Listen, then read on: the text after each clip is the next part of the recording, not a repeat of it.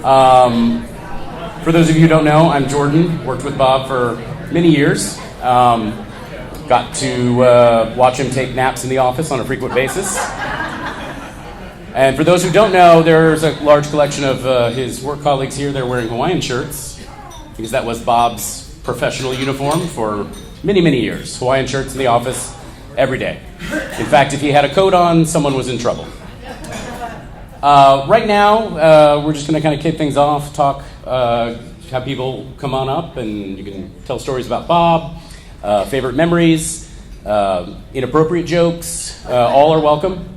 I say that because I don't know that he had any other kind of joke. It was pretty much all inappropriate. Jordan, have them identify themselves. When you come on up, just say who you are, how you know Bob, and how much money Bob owes you. We can't do anything about that, but it'd just be nice to have a tally, I think. So on that note, I'll just kind of get it started. Bob took me under his wing very early on, right after I was practicing law. Gave me some sage advice. He would introduce me many times as to a professional function. He would say, and this is from Bob's mouth, "This is Jordan. He is my new bitch."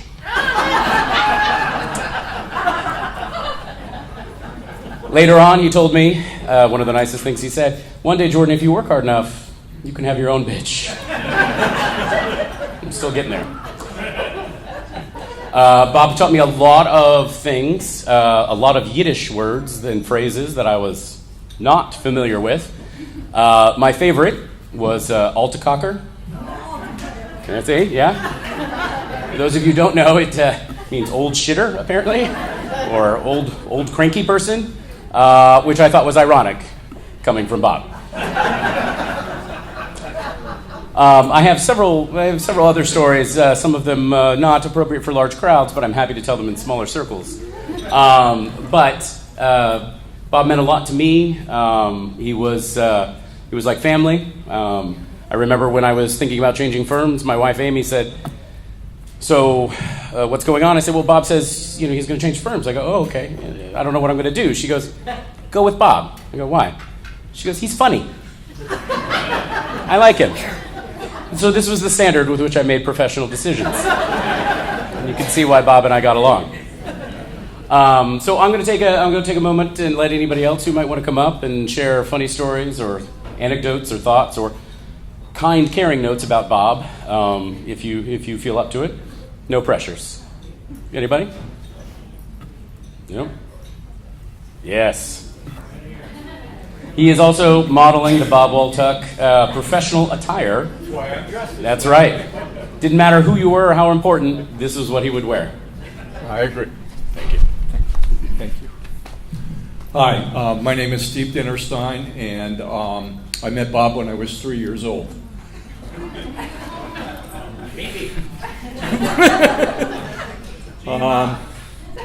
There were 5 of us who did everything together. Losing one of them is not easy. Most of what I was going to say is pretty funny, but I'm kind of caught up in the emotion right now. Anyway, we reconnected after many years, about 3 or 4 years ago when my wife and I were in Asheville, and I had seen Bob's post on Facebook that he was down there. So I called, and he said, "Oh, we're just leaving to go back to Tampa." "Wait a minute, where are you?" And I told him, and he said, "Come on over." And like 4 or 5 hours later, they left for Tampa, and Jeannie and I went back to what we were doing. Bob's dad was really strict, which may account for why he was irreverent in later life, I guess. So I say there were 5 of us, but there were really 4 of us, and Bob when he could. And one of these times when he could was we all piled into the back of a 63 Chevy Impala convertible in 1965, and drove from New Haven, Connecticut. It was in between our graduating from high school and going to college, and drove to Montreal for Expo 65. And we got in the car with very little money and no plans. We just went and knew that things would be taken care of.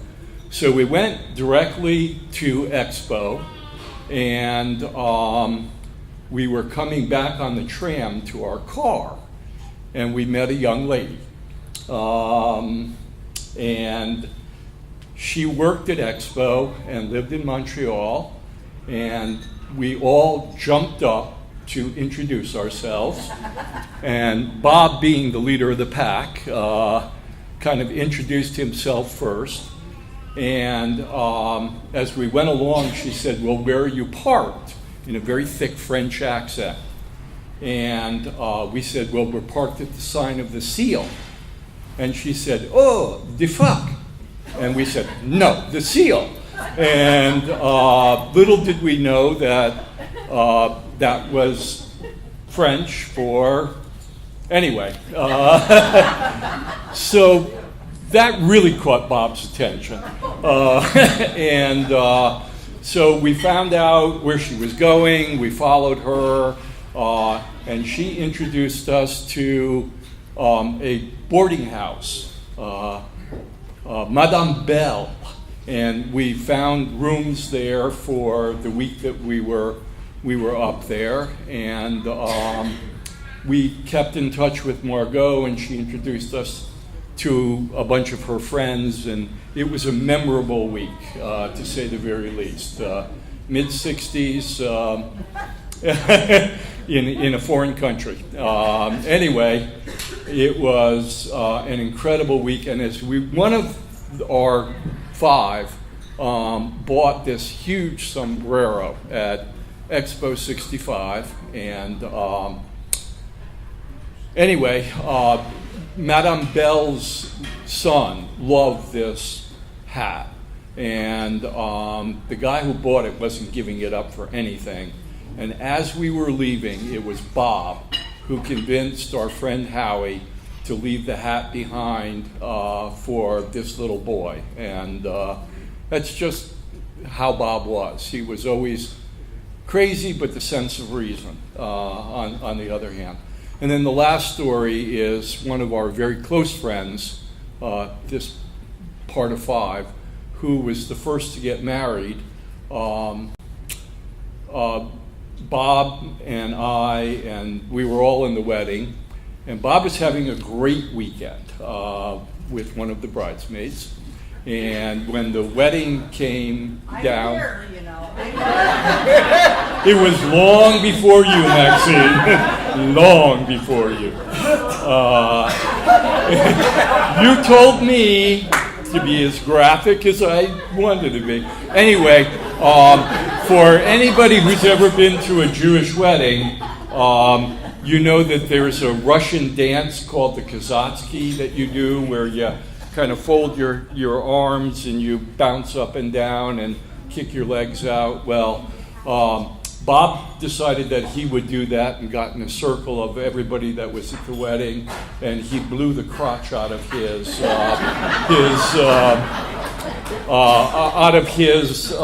tuxedo pants. And I won't say any more. But use your imagination whether he was commando or not. And then that's my memories of Bob, other than in the Jewish religion you always say, may your memory always be for a blessing. It will be, Bob.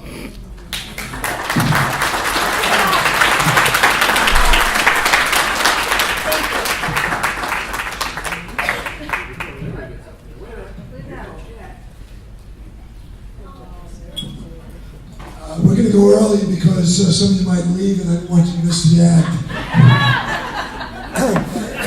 My name's Larry Hannon, and this is my beautiful bride of 43 years, Julie. And I'm just here to remind him of things he might forget. Because we're all getting older.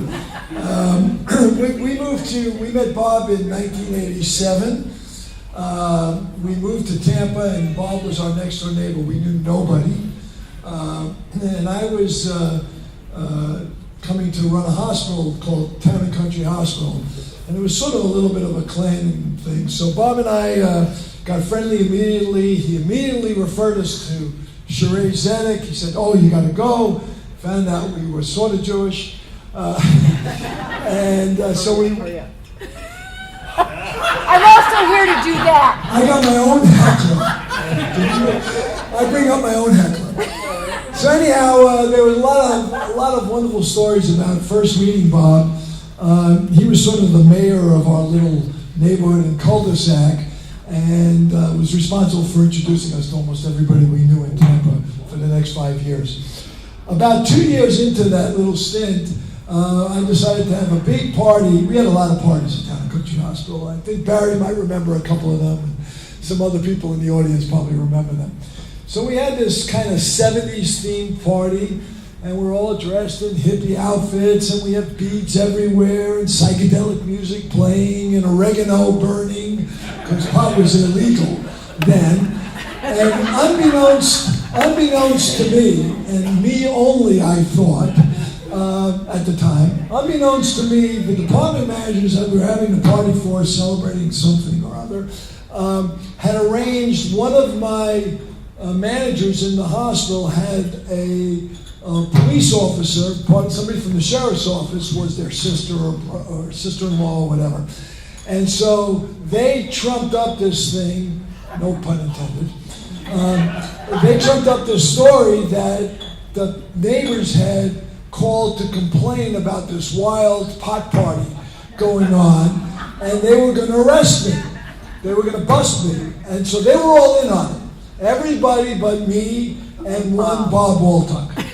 Okay? So, you're talking about Waltuch being irreverent and not being serious and all this stuff. Well, the cops show up, and Bob drags me in, and I'm yelling at this lady. He's saying, "What do you mean? We're just having a party. I'm an executive. It's a hospital. These are all legitimate people. There's no pot. It's a regular..." And she said, "I'm sorry, sir. I'm going to have to take you in.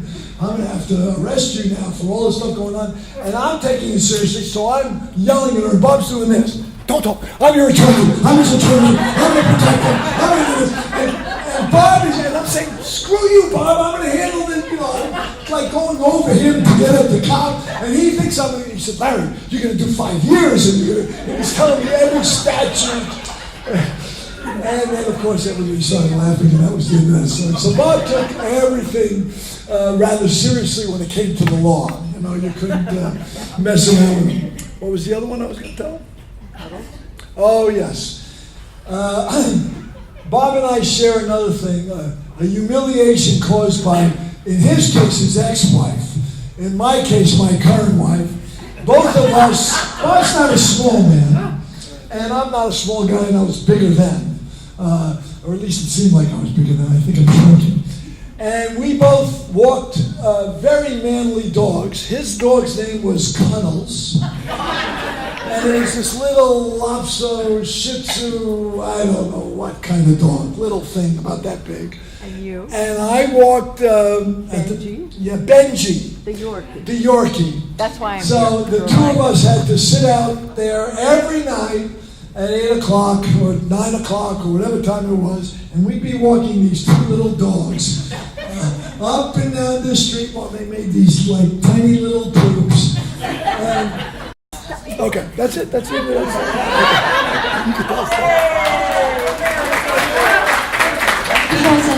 doesn't I'll do behave. anything for that. I'm going to tell you the stuff that the women appreciate about All Bob. right, Phyllis.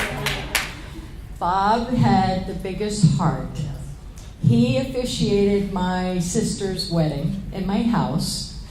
When my daughter got married, he and Max showed up at our house in their tuxedos, and they prepared a beautiful meal as sort of a family rehearsal dinner meal. It was amazing. They acted like our staff for the night, and it was the sweetest thing in the world. You know, if you got a daughter getting married, how special those moments are, and they still remember that. And then Bob and I were diagnosed with cancer about the same time. And so we had a lot of talks together, and I loved seeing him posting on Facebook all the photos of foliage, fall foliage. He's sort of like, this is this man that I didn't know that started opening his heart and appreciating nature, which was, one of those things that I really appreciated about him, and I loved him very much, and he was been a part of our family for decades, so I miss him.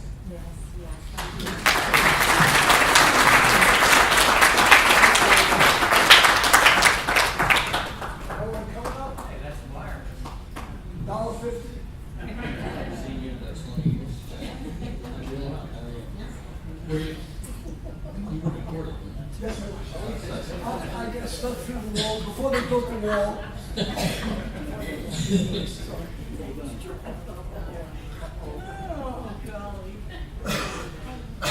I'm Jack Levine, lawyer at Holland and Knight, tax lawyer. Bob and I met in 1977. Everyone hear me okay, by the way? Okay. No?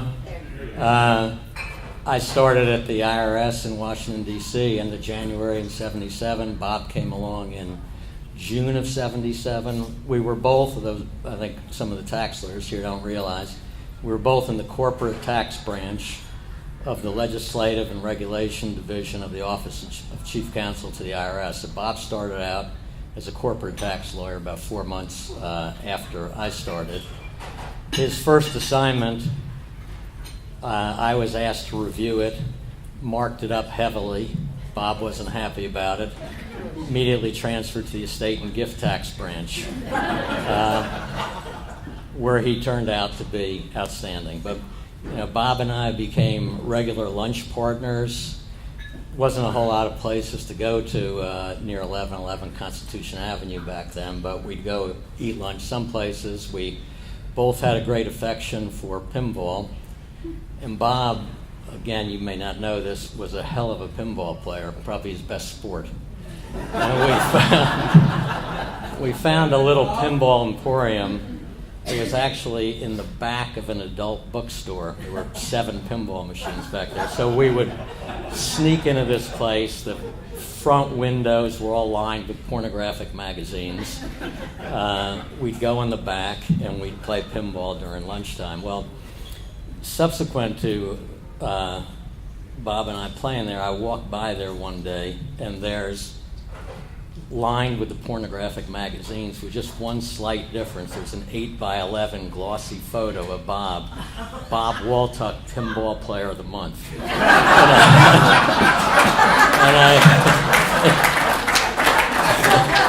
And we both kind of hoped no higher-ups at the IRS would see that. But, we both of us at some point, and some other friends of ours, moved out to Springfield, Massachusetts, out into the suburbs. This was before the metro extended out there, and really the only way to get into D.C. to work on time was carpooling.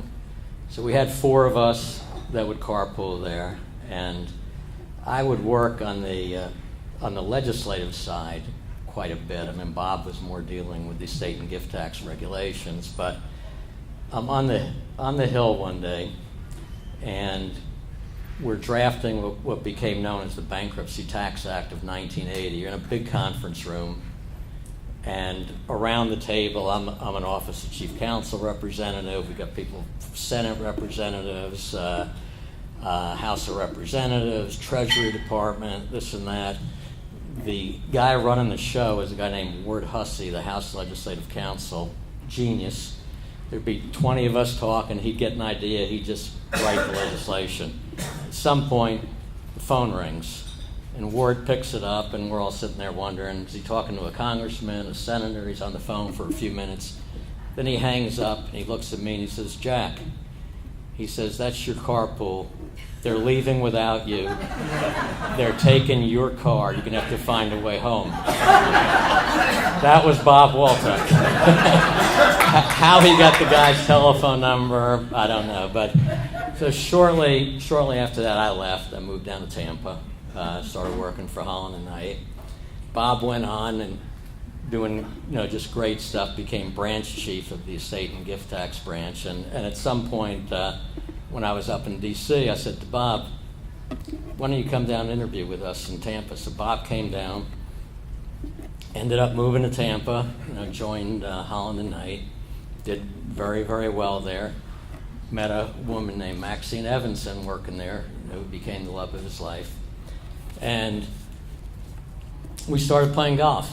Bob never played golf with me when I was up in D.C., but we both joined Carrollwood, and Bob was terrible. Nowhere near as good as he was a ping pong player. But he was a long driver, by the way. He was a strong guy. And his pride was in the occasional times he'd catch one, he'd hit it by you. And if he hit a bad shot, a lot of times he'd have a ball ready in his pocket, he'd throw it down on the ground, he'd bang another one. And he would constantly do this over the course of the round. Throw a ball down, bang a second one, hit a long drive. And we came to call that a Waltuch. And I can tell you, but by the way, everything I'm telling you is true.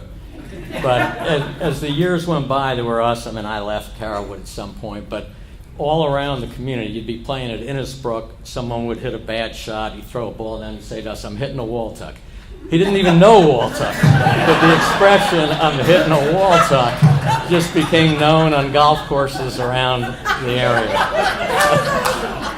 This is all true.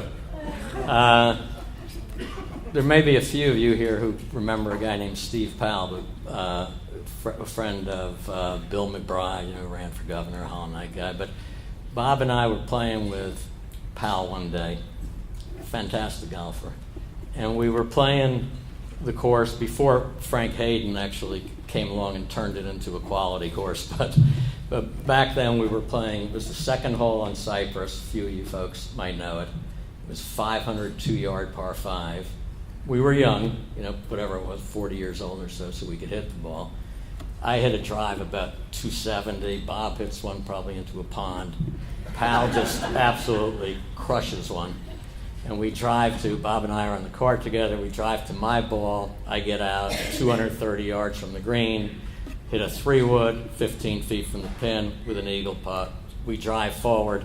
Powell's ball is 15 yards past the 200-yard marker. He's hit it 315 yards. And Bob goes crazy. Longest drive he's ever seen in his life, and he won't stop. I can't believe it. What a drive. Unbelievable. I think Powell hits his next one into the pond on the right. We get up on the green. I'm trying to get ready for my 15-foot putt. Bob doesn't stop talking. I can't believe the drive. The guy loved long drives. I'm not even going to tell you what I did on the hole. Bob loved long drives, is all I can tell you. Another thing with Bob, I'm almost done by the way, that Bob would not work on the Jewish high holy days. Take Rosh Hashanah off, he'd take Yom Kippur, and he was so concerned about me, he'd always call me, and he'd say, Jack, I'm not going to work on Rosh Hashanah, are you? And I'd say no, and he'd say, 10 a.m., the first tee at Carrollwood, see you there. We did that for years.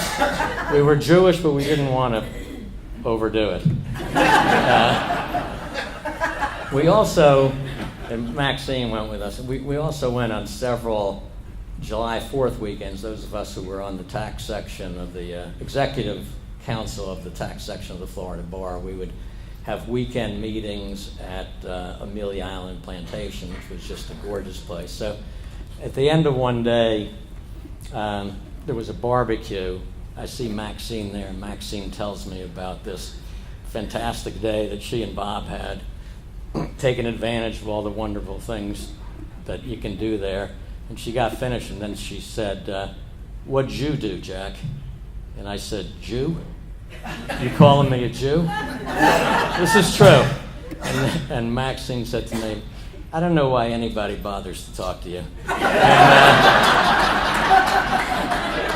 And she had a good point. I thought about it, and she had a good point. But just in closing, all I can tell you is this, that for those of you who are golfers, hit a bad shot, memory of Bob, throw one down, tell the group I'm taking a Waltuch.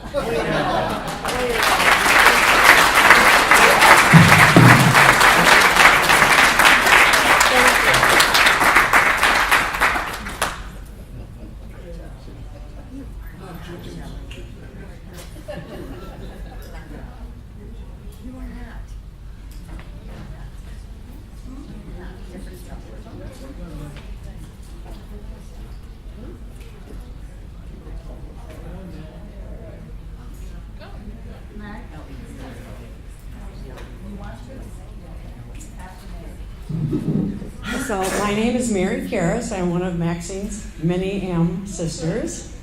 There are a bunch of us here today. And this is a good follow-up for the last fellow. We know that many of you have known Bob for a very long time, but we were lucky to have him in our family. So Bob married into a very large Catholic family. And right from the beginning, he lovingly called himself our token Jew.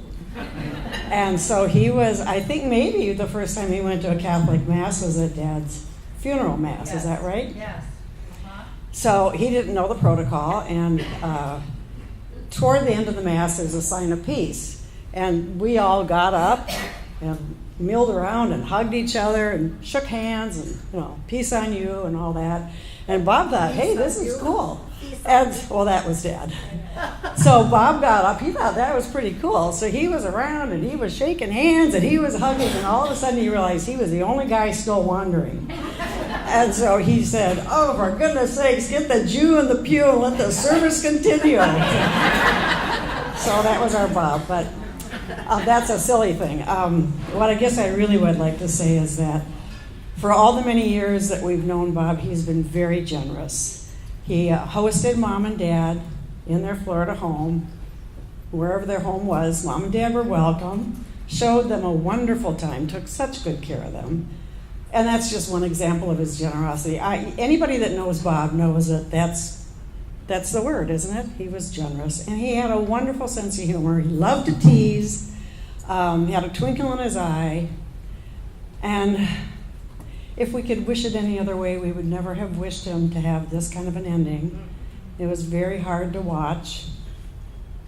Bob didn't want to leave us, as you all know. He fought very hard to stay. He wasn't done living yet. We weren't done having him with us yet. But we don't get to choose always the way it's going to be. So our family is so amazed and proud of our sister Maxine, and for all the love she poured into that man, how well she took care of him. She was there every minute, loving him and taking good care of him. Not always easy, for sure. And so we're just very blessed, all of us, to have known him. And this whole crowd, all of us, are part of the family that will never forget Bob, as I'm sure none of you will either. So anyway, that's our Bob. He was our token Jew.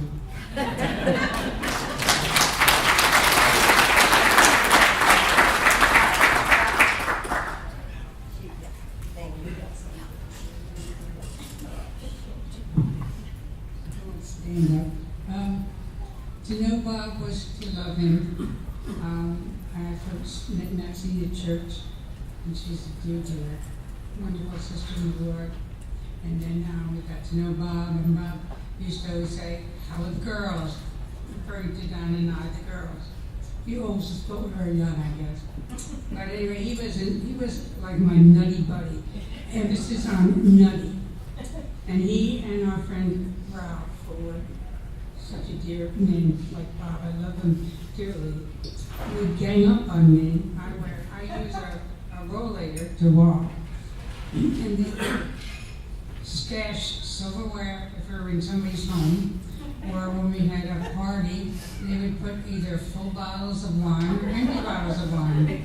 And then they would look at me and grab a waitress at one point and, let's check that. Now, what's going on? They followed me, the waitress followed me to the ladies' room. She said, are you having a problem? They were putting empty bottles in my walker while I was sitting at the table.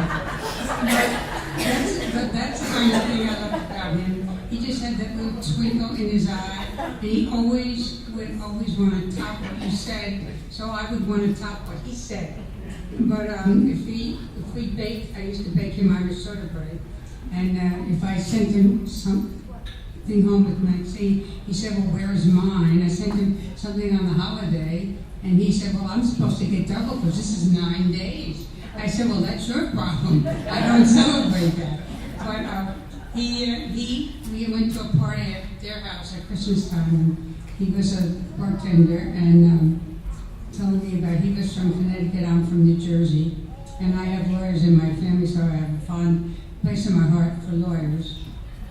And he would have a little dish where the tips would go, and he made sure everybody knew that. But then when he came to our house, he put it up and he laced it with dollar bills, I guess. He probably wanted to put in 20s, and I don't know if anybody else put any money in, but we just had a lot of good times and laughs.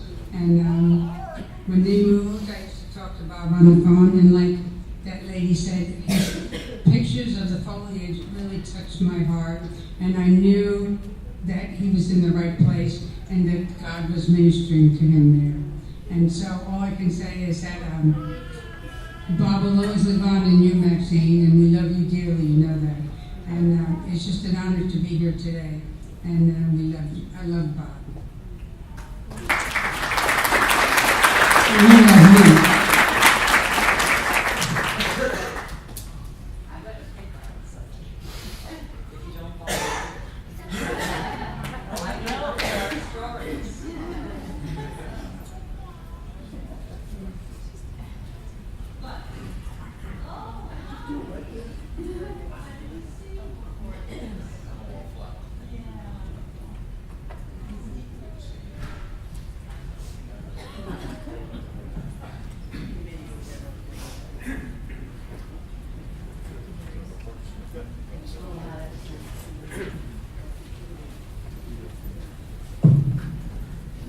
Doesn't fit. Okay. Hi, I'm Bill Lane. I'm a partner at the Holland Knight Law Firm. I've known Bob for, since around 1990, before I became involved with Holland Knight. Jack Levine mentioned summer meetings at the Florida Bar Tax Section meetings in Amelia Island. And I first met Bob working on a project for the tax section. It was actually in Tallahassee around 1990. And I walked into a room, and because I was trying to get ready for a presentation, it turned out that he had a presentation that day also. And so there were two people in the room for about an hour before the meeting started. It was Bob Waltuch and me. And I realized quickly that Bob took his profession very seriously, but he didn't take himself very seriously. And that's the way I've always tried to behave as well. And so that was one of the most fun hours of preparation that I ever had, dealing with a complex tax topic. And we would make each other giggle and laugh. And Bob's laugh I can only describe as a high-pitched Jabba the Hutt laugh. And it was very frequently emitted. A few years later, I had an opportunity to consider joining Holland Knight. And when Bob found out, he called me and he said, "You've got to do this. And when you start negotiating with Bill McBride, call me and I will tell you how to respond to his negotiation tactics, and we'll get you a better deal." And so I started negotiating with Bill McBride, and I would take the call and thank Bill, who was always very gracious, and then I would call Bob, and Bob would give me the next round of negotiating points. And so I'm sure, and the last point was, tell Bill to administratively assign you to the St. Pete office, because the St. Pete office has lower per lawyer overhead, and you'll make more money over there. And I did. And And I did. And you did. But what I realized is because of our age disparity, I'm 8 years younger than Bob, by raising my compensation, he was raising his compensation. which reminds me of another point that Bob would always make. Whenever the firm would have a big meeting or a big party, that if the firm would have a lawyer meeting, it would cost a couple $1 million.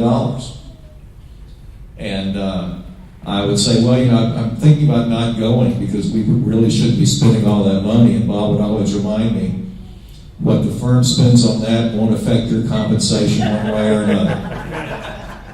He was very on target with that. But finally, I'd just like to say that, two things really. So when I joined the firm, I did have an office in Tampa, and it was adjacent to Bob's office. And it was an associate's office, but I became a partner after about 6 months with the firm. But I always told people that my office was actually Bob Waltuch's walk-in closet. And it was not that size. But I enjoyed practicing adjacent to Bob so much that I became a partner within 6 months. But I refused every opportunity to move from Bob Waltuch's walk-in closet because we were right there together practicing every day together. And I knew that any day where I heard that Jabba the Hutt laugh coming from next door, that it was going to be a good day for both of us. So, and the last thing I'll say is because of our age disparity and our enjoyment with each other's company, having Bob around was like having a big brother I never had. And I've missed him for quite some time, and Mac's been thinking about you a lot.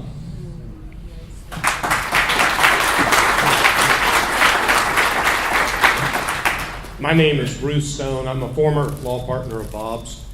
I guess I was probably in Miami when Bob joined the firm. But I got to know Bob. Bob was such a larger-than-life person, one of the biggest hearts you'd ever know. 3 little vignettes about Bob. There's this annual estate planning conference in Orlando called Heckling, and Bob would sign up and go to it. I'd want to say, okay, Bob, we'll get together, we'll meet, we'll talk and shoot the shit, excuse my language. I said, well, Bob, let's get together on Tuesday. Bob said, well, Bruce, I'm going to go playing golf. Well, let's get together on Thursday. I'm sorry, Bruce, I'm going to be out playing golf. So I'd go to Heckling. I'd never see Bob there. That's right. But Bob, when he did go, there was an area. He wouldn't go sit in the big ballrooms with with a couple of thousand people. There was an area in the hallway where you could sit, where there was stuffed chairs, and you could watch it on the TVs and the monitors in the hallway. And I walked past, and that's the only place I got to see Bob Waltuch. Last year, a true story, I walked past that seat where Bob would sit, and it was empty. And I stopped to take a picture of it. And I thought about sending it to Bob, but I decided not to do it because it would just be too poignant, because I missed him so much, and I didn't want Bob to, I was torn. I wanted to let him know, we all love him and missed him, and he wasn't there, and his absence was noted. Second vignette was some years ago, I was asked to get involved to represent a couple who was trying to do a postnuptial agreement. They had fired 3 sets of lawyers. 3 sets of lawyers. So I was brought in to represent one of the spouses, and I was told, you pick any person you want in the state of Florida to represent the other spouse. I picked Bob Waltuch. All my friends, all my wonderful lawyers, my partner Bill Lane and others, Bob Waltuch was my one and only choice. And Bob and I, it was a very long thought. It took us over 3 years to get that thing together, Max, to bring it home to roost. It was so demoralizing. We would sit there. It was an emotional grind. I would chill out after a while. I couldn't face it. Bob would do the same thing. And we'd get back on board. And one day I'm talking to Bob, and I say, well, Bob, here's my client's position. Bob says, Bruce, stop. I know what you're going to say. I said, what do you mean I know what you're going to? You know what I'm going to say? He says, my client's reading your client's emails. So she was. She was reading my emails, attorney-client privilege with my client, and she was telling Bob, so knew what I was going to say before it was. But that's why I picked Bob, and we stuck together, and we brought that thing home to conclusion. it was very, had it not been for Bob, I never could have gotten it done. It was just, he was just a wonderful, fabulous lawyer. The last little vignette, I had to go to Israel for a client matter. Never been to Israel before. I grew up in South Alabama. I think we had one Jew in the small town where I lived, and he came to the Presbyterian Church. True story, true story. So here I am, this Southern Presbyterian, going to go off to Israel. Bob taught me, said, Bruce, we got to get you ready to go to Israel. You got to learn davening. So Bob taught me how to daven, because I'm going to go to the Wailing Wall. And Bob got me prepared, and Bob gave me a little prayer wrapped up in a little tiny piece of paper to take to the Wailing Wall. I never read it. I don't know what was in there. I got to the Wailing Wall, and I deposited that prayer for Bob Waltuch. To this day, I don't know what it said, but I know that our God and Father in heaven has honored Bob's prayer. And we'll always miss you, Bob. You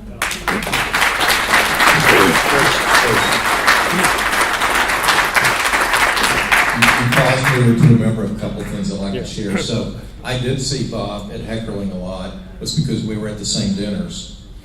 And one of them involved a whiskey tasting, single malt scotches. And I've never seen Bob have a better time because it also involves cigars. It was great. And then the other thing I'll just mention is that I grew up in East Alabama, in a small town. We had 2 Jewish families in town, and they joined us at the First Methodist Church.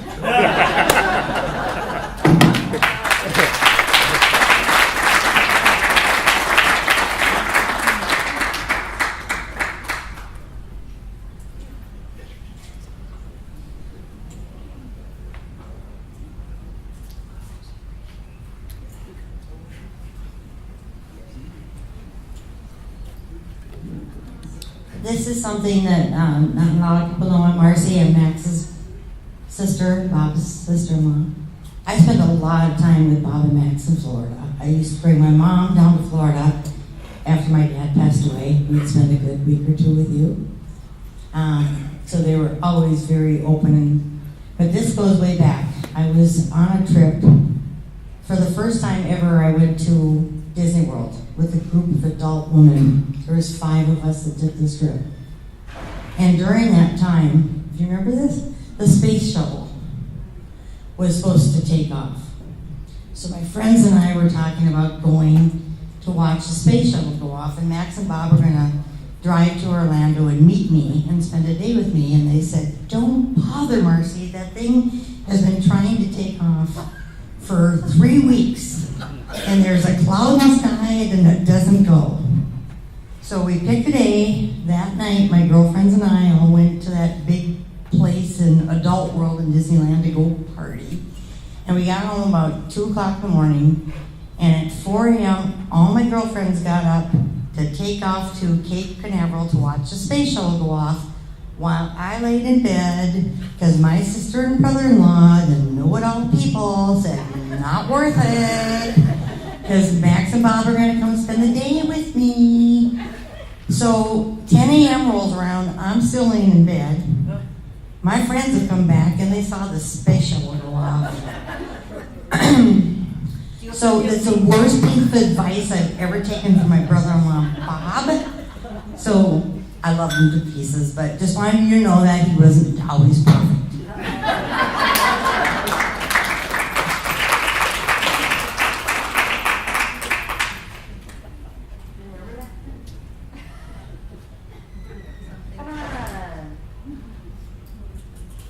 $5.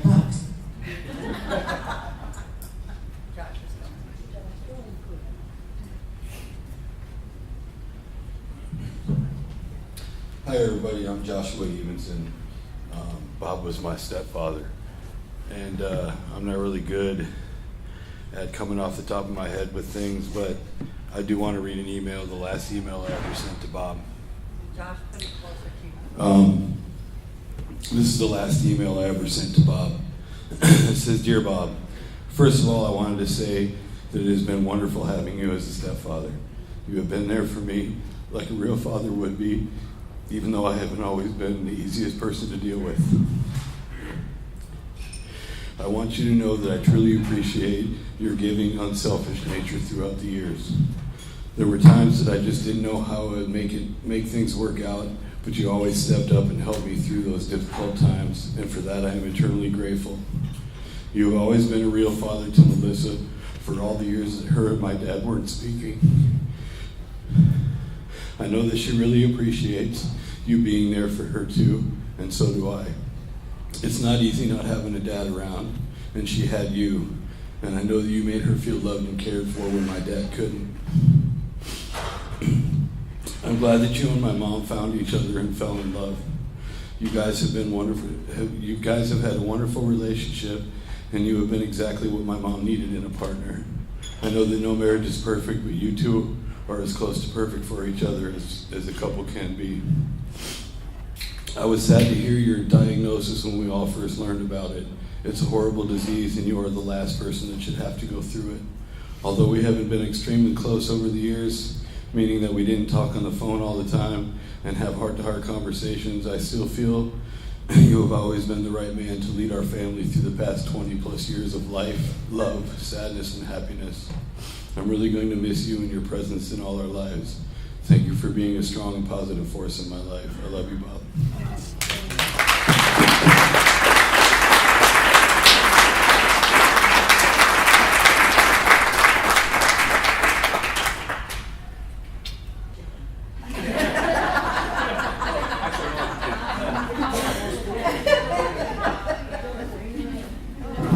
Actually, Max, real quick, I'm going to tell a story about the Schuts and Bowen people that several of them have told me. I forgot or wasn't there. We would have an attorney meeting once a month. Bob would go for the food. Would often sit in the back of the room and make loud jokes and/or comments. But this one time was particularly poignant. It was the first day of the Masters. And so Bob loves golf, really loves the Masters. And he brought his iPad to the meeting. Bob really liked to try to know how to use technology. And so I set it up on the Wi-Fi, and he, throughout the whole meeting, watched the Masters with the volume all the way up. Alan, our managing partner, was going through firm, items, and Bob was watching the Masters loudly, as was a back corner of the room. So that was pretty normal.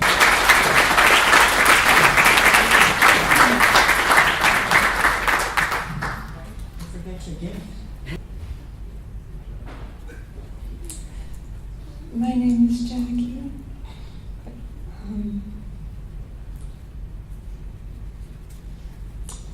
I'm not an attorney, so I'm not very good at public speaking, like all of you. Maxine is my dearie, and the night I met Bob, we were at a Christmas party for our prayer group. And it's kind of funny to hear all these stories now. And I'm thinking back to that night when Bob pulled me aside and he said, so what do you prayer group people do at a party?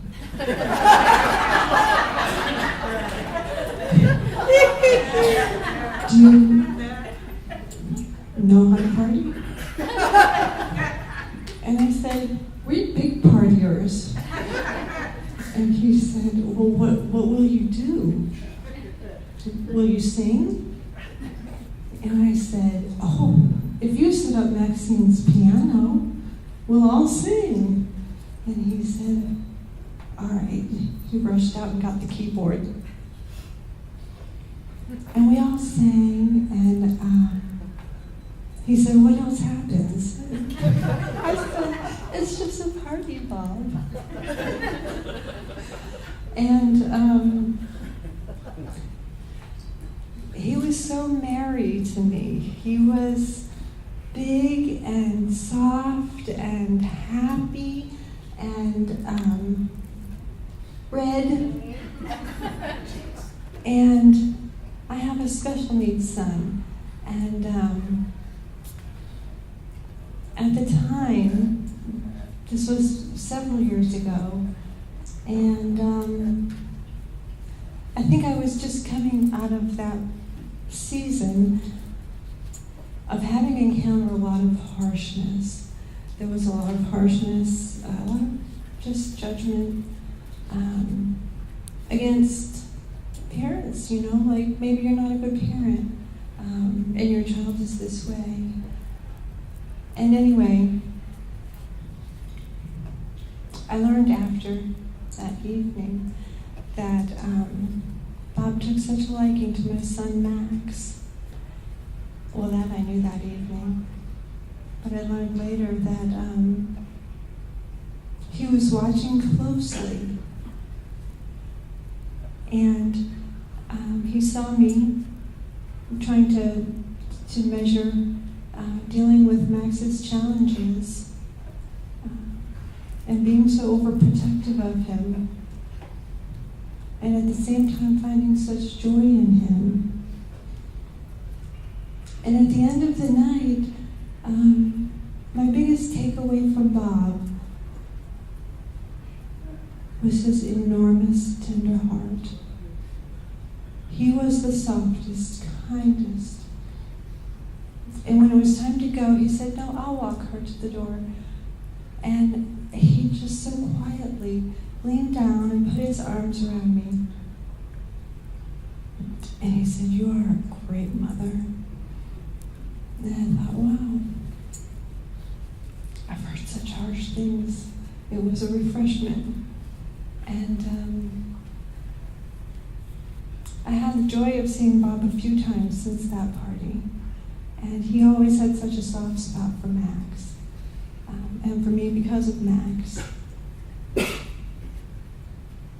And I love all these stories of how robust his sense of humor was. But that, wow, I never saw that. My few times with Bob, it was always the tender-hearted Bob. And that was a joy. That was a joy, Max. Thank you for sharing him.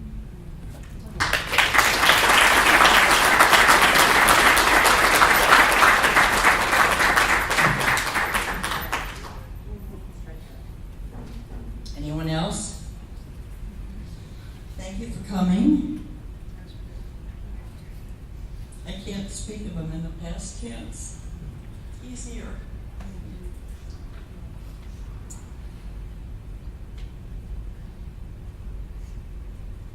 The last year and a half, with him suffering from cancer and him not being able to work, he changed. He is always showing you his big, burly, robust, sometimes intimidating personality. But he became very broken and tender. And the pictures that Julie mentioned, I think when his head was so full of the stress and responsibilities of his job, he just couldn't take in some of the simpler things. And when we went up to North Carolina and he had to retire, he began to notice flowers and leaves and birds and smells and sounds. And it was like he was coming alive in his senses. And those of you who were friends on Facebook, he got bombarded with every flower that bloomed, every leaf that turned, color. But it was true joy for him. And one day he fell down our steep driveway, and on top of dealing with the pain of his cancer, he had skinned his knee to the bone. So now he's immobilized, and all he could do is lay in the backyard on a chaise lounge and watch the birds come in and feed, and the butterflies come to the flowers, and feel the cool breeze, and he wept.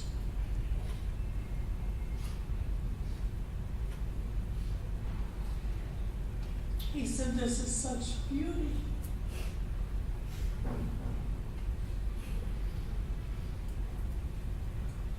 He loved all of you, and we talked about it every day. How much he appreciated Chuck's and Bowen. He missed the group terribly. He said, we are so blessed to have so many people.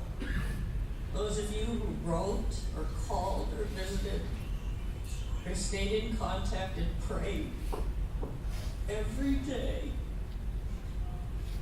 We talked about how much we appreciated it. He fought. He was always a wuss to me. If he saw a spider or a salamander or a cockroach, dead or alive, he would jump up on the sofa like a girl and point to me and say, take care of it. When it came to fighting cancer, he was a warrior. He tried 4 different treatments, and he would have tried another one had they had it. He so desperately wanted to live. So it's important that you know how much he loved you and appreciated you. And he would say to you, don't assume you have the rest of your life. He thought he had years to travel and do the things he wanted to do. And he would say to him, be with the people you love. Reconcile. That's what's important. Sometimes I shook inside with the anger as I watched cancer eat him. He lost over 100 pounds. And I thought, what do I do with this rage? He turned to me one day and he said, this is happening to my body and there isn't anything I can do about it. And so when he passed, I called his oncologist at Moffitt. And I said, Dr. Strasberg, how can we make a change? Neuroendocrine tumor is a very rare cancer, and there isn't a whole lot of thought about it. Dr. Strasberg leads up some of the most current treatments. I said, tell me how we can contribute to the research so that maybe someone else can be offered a cure or at least a quality of life. And that's why I placed on the table envelopes with instructions, if you care to, in Bob's honor and memory.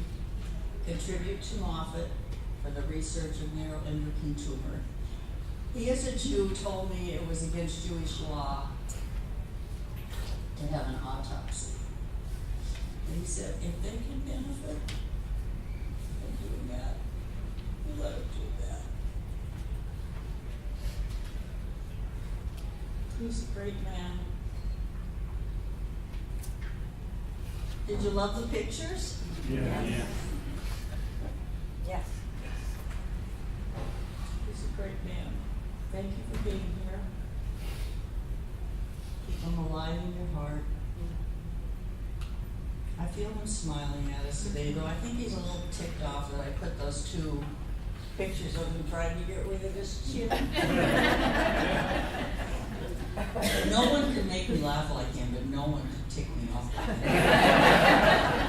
I remember one day we were in a tizzy about something, and I turned around and I said, Bob, stop talking. And his eyes flew open and his jaw dropped. And he looked at me and he started laughing.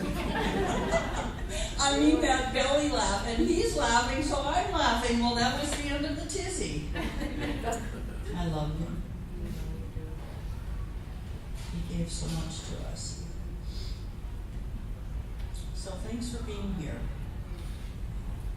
And hey, we got the room till 7.